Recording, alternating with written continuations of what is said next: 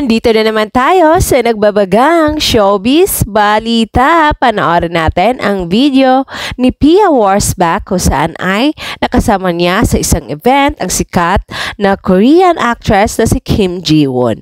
Panoorin natin ang video ni Pia.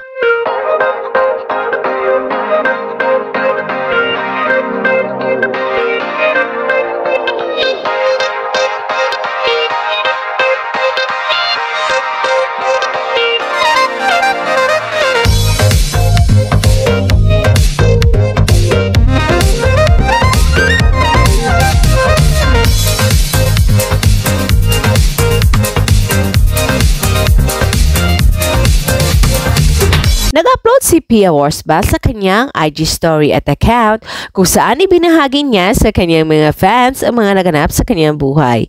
Isa na dito ang pagpunta niya sa isang malaking event kung saan ay inibitahan si Pia at nakasama niya ang mga sikat na mga actress. Kasama na niyan ang sikat na mga actress sa Hollywood pati na rin sa Korea kung saan ay nakasama ni Pia Wurtzbach ang sikat na actress sa Korea na si Kim Ji-woon kung saan ay masayang-masaya siya dahil nakasama niya ito sa nasabing event.